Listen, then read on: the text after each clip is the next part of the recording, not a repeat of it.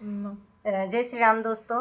मैं शिवानी शुक्ला आप सभी का स्वागत वंदन अभिनंदन करती हूँ अपनी बहन के चैनल पर, और आप सभी को एडवांस में हैप्पी होली। हमारे तरफ से भी यूट्यूब फैमिली आप सभी को हैप्पी होली। अब हम दोनों का देवरानी जेठानी का गाना आप लोग को जैसा लगे जरूर बताइएगा। आगे हमारी दीदी बोल रहे हैं। और यह गीत जो है हमारे गीतकार आशीष भाई जी का लिखा हुआ है, बहुत ही प्यारा होली गीत है। आप लोग सुनिए और प्यारा सा कमेंट करना ना भूले। गीत अच्छा लगे तो शेयर करें, चैनल पर पहली बार आए हैं तो सब्सक्राइब जरूर करें अपने आशीर्वाद के रूप में। आइए फिर हम लोग सुनाते हैं। जोड़ी कैसी लगी जरूर बताइए।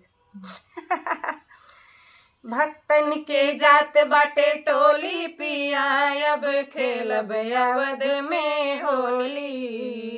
भक्तन के जात बाटे टोली पिया, अब खेलब अवध में होली। अरे भक्तन के जात बाटे टोली पिया, अब खेलब अवध में होली। बड़े दिन प्रभु जी राम घर आए, बनता गगनवा से फूल बरसाए। बड़े दिन प्रभु जी राम घर आए, देवता गगनवा से फूल बरसाए।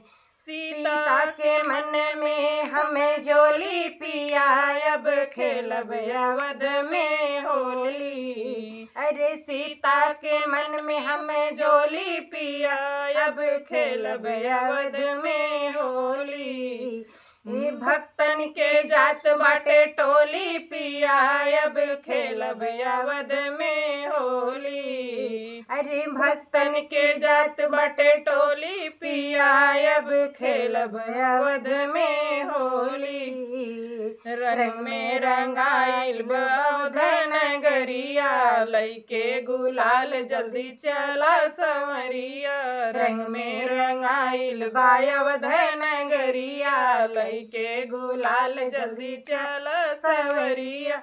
जय श्री राम सबे बोली पिया, अब खेलब अवध में होली। अरे जय श्री राम सबे बोली पिया, अब खेलब अवध में होली। अरे भक्तन के जात बाटे टोली पिया, अब खेलब अवध में होली। अरे भक्तन के जात बाटे टोली पिया, अब खेलब अवध में होली। लक्ष्मण झूला के करब दर्शनवा, सीता रसोई हम देखब सजनवा। लक्ष्मण झूला के करब दर्शनवा, सीता रसोई हम देखब सजनवा।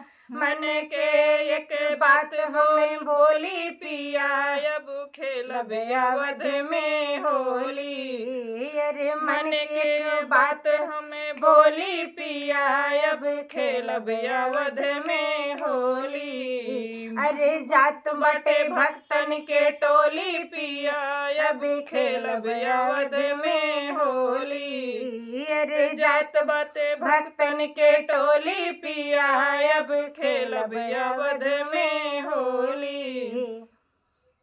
दोस्तों यह गाना कैसा लगा जरूर बताइएगा। देवरानी जेठानी की आवाज़ में हमारे आशीष भैया ने लिखा है गाना, और हम दोनों लोग गाए हैं। आप लोग को जैसा लगे जरूर आशीर्वाद दीजिए, हमें भी और हमारे आशीष भैया को भी और हमारे दीदी को भी। और जल्दी जल्दी हम लोग ये समझ लीजिए गीत बना के लॉन्च कर रहे हैं, और उतना जल्दी आप लोग अपना आशीर्वाद बनाए।